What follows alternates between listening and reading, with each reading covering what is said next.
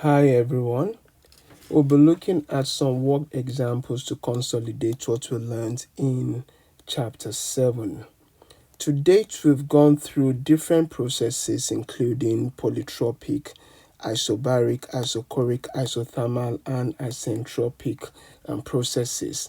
While you will be given compiled equations, compilation of formulas as this, showing your PVT relationships, and also for the work done, for internal energy, for the heat, for enthalpy. While you'll be given this, it's essential to know what each of these process means. It's essential to know what each of these process means.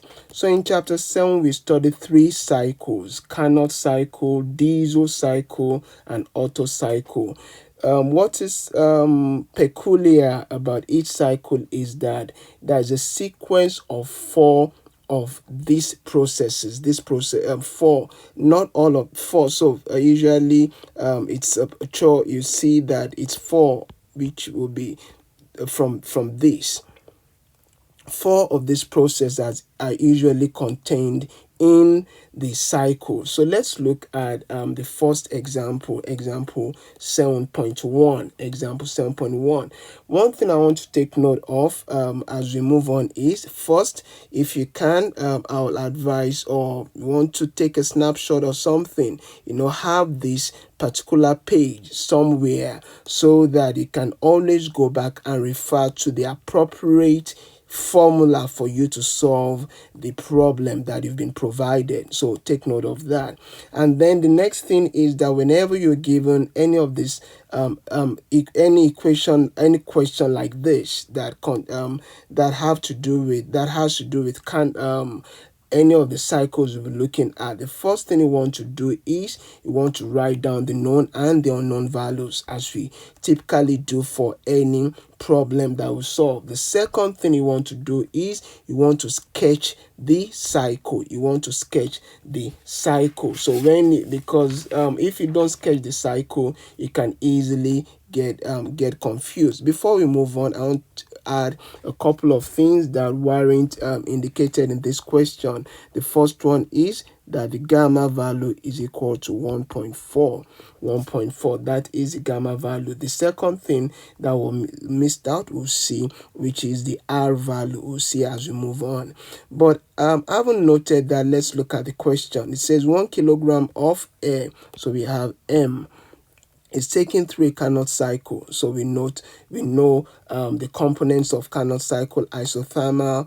We've got the isothermal. We've also got the adiabatic processes. The initial pressure, so that means we've got a P1, and temperature of the air, so that means we've got a T1. We have those values. And remember, ensure consistency of units, and also remember to always convert your temperature to Kelvin. From the initial conditions, the air is expanded isothermally. So the first process we want to sketch out will be the isothermal to 3 times its initial volume. So that means our V2 will be equal to 3V1. So you want to write that down somewhere. And then it says, what's the next thing? And then further expanded adiabatically. So that will be what? That will be the third volume, which is V3, to 6 times its initial volume. So 6V1. So we have V2. So we have these two. You want this? We'll be using those two equations later on. And then further expanded, we've seen that isothermal compression followed. So then the question is, calculate the PVT, pressure, volume, and temperature at each corner. Remember, we've got, we'll see that in the next page. When you draw your cycle, you always have 4 corners, and then we have those other equations. So first thing, as we said, write down the knowns and the unknowns. So we've got in the knowns there, the unknowns, we're looking for P, V, T, and the rest. So let's start. And then second thing, we said sketch what you've been given. Sketch what you've been given. The first one says there is an isothermal expansion. So there. So one, remember when you're drawing your PV diagram, you have pressure on this axis, you have volume on that axis. And then the first one says there is an isothermal expansion. So since it's an expansion, what does that tell you? There's increase in volume. So 1 to 2, there's increase in volume. Then the next one is a diabatic expansion. If you are to draw a line here, you see there that between 0.2 and 0.3, there is an increase in volume as well. So a diabatic expansion. And then you have the compression. When you have compression, what do you have? Reduction in volume, 3 to 4. Similarly, if you are to draw that, you see there's also a decrease in volume as you move from 4 to 1. As you move from 4 to 1, so there is decrease in volume. So we have 2 compressions, 2 expansions. You also have 2 isothermal processes, 2 adiabatic processes. I will see those things. So that's how the cycle goes on. So, and we've also been given this. We have the parameters and the rest. So remember, the first question says calculate the PVT at each point. So we'll start with point 1, we move on to point 2, 3, and 4. So point 1, we've got the P1. This was given in the question. You have the T was also given. We convert it to Kelvin. We have the mass was given, so this was the other. So remember, we added this which was missing but should have been part of the question. The R value also should have been part of the question. So all this, we take them as being given. So we have a P. So we have a P, we have a P1, we have a T1. What are we looking for? We are looking for V1 at point 1. V1 at we are looking for, yes, V1 at point 1. So but what is happening in this at this stage is what? Isothermal.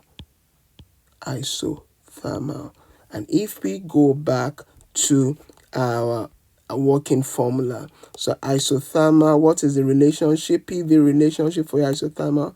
P1 equal to P2 V2. So let's go back. So which is this, which also equals to that. So usually we say P1 V1 equal to P2 V2 equals to MRT, for your isothermal. Remember, we are saying T because since it's isothermal, T1 and T2 will be the same.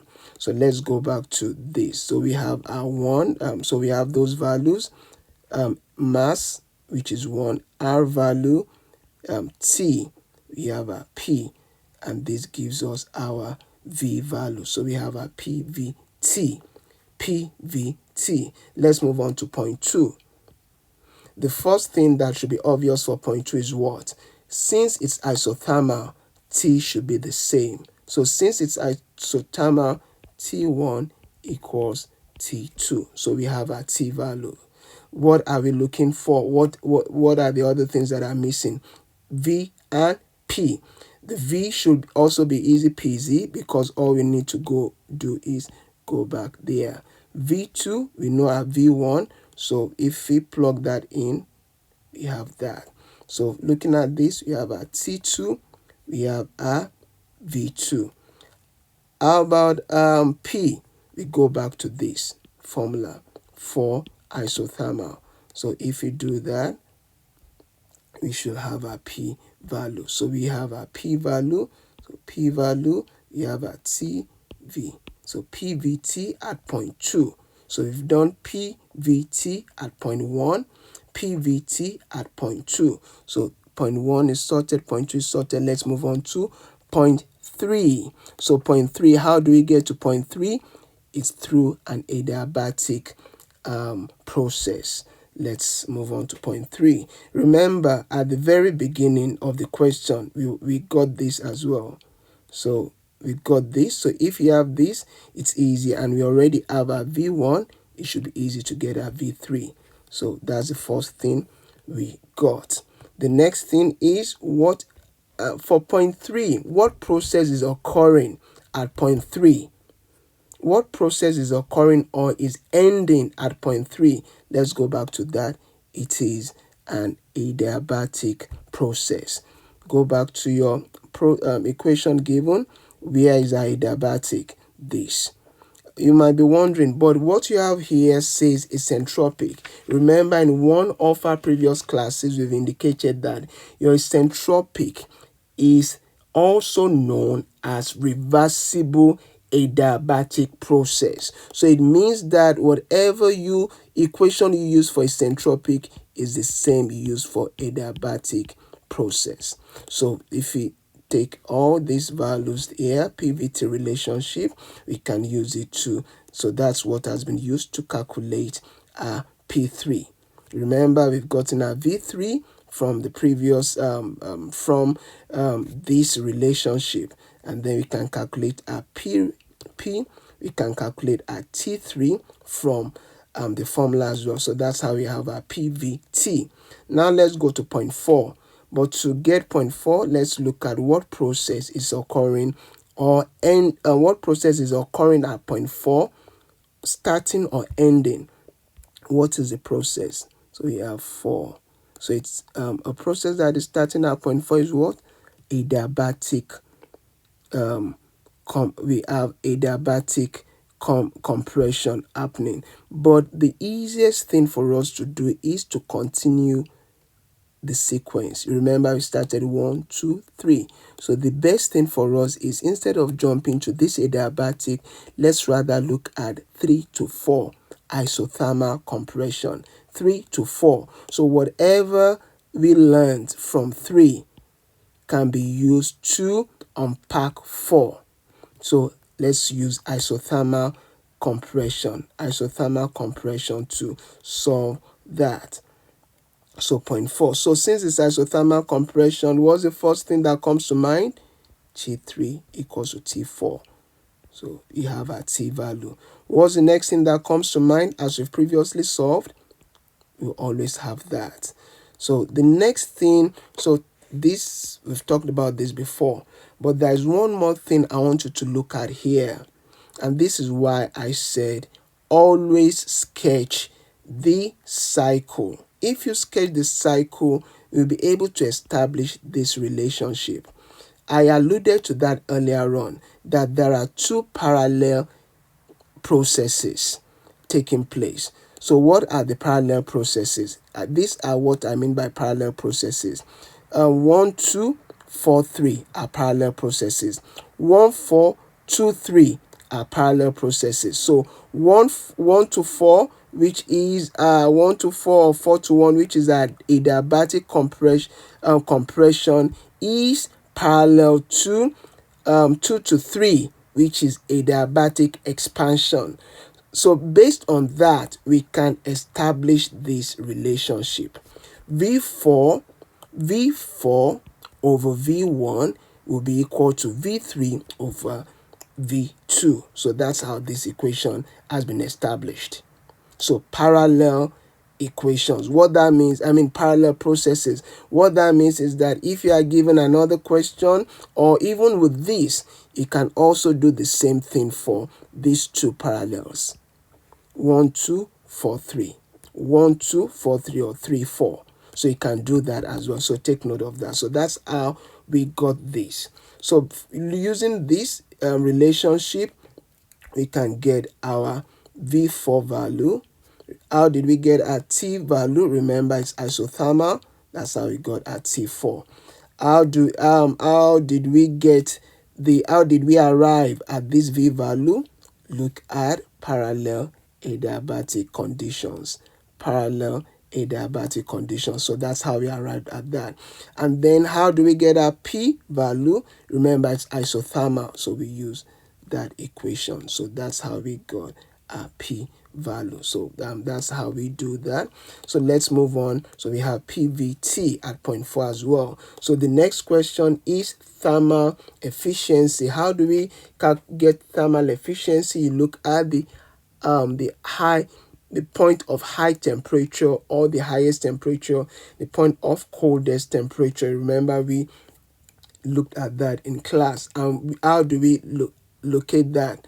This will be T1 and T3. T1 and T3. So temperature at point 1, temperature at point 3. So that's what we use to calculate our efficiency. So if we put, so that is our hot reservoir, the cold reservoir. So T1 minus T3, we plug that in. So that's how we got that. So that's how we got that. And remember, since we talked about issue of parallel condition as well, you can do look at that, but let's take the simplest route, which is this: the fact that you look at the highest point of temperature and then the cold point of temperature. So that's how we got that. The next question is calculate the work done per cycle. Calculate the work done per cycle. So C, we've done B, work done per cycle. Remember, for the cycle, how many processes do we have? 4. So what that means is that we need to calculate the work done for each process. What are the processes involved? Isothermal and adiabatic. We go back to our formula sheet. If you look at that, work done for isothermal, we take this.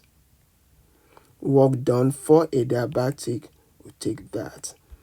Plug that in, all the values. So you do that. Work done for isothermal at that point 1 to 2. If you plug that in, you have that. 2 to 3. Adiabatic 3 to 4, and then you have the 4 to 1. One thing I want you to take a careful look at is this. You see, for this pair, for these two, what do you have? Negative values. Why? Because they are compression processes.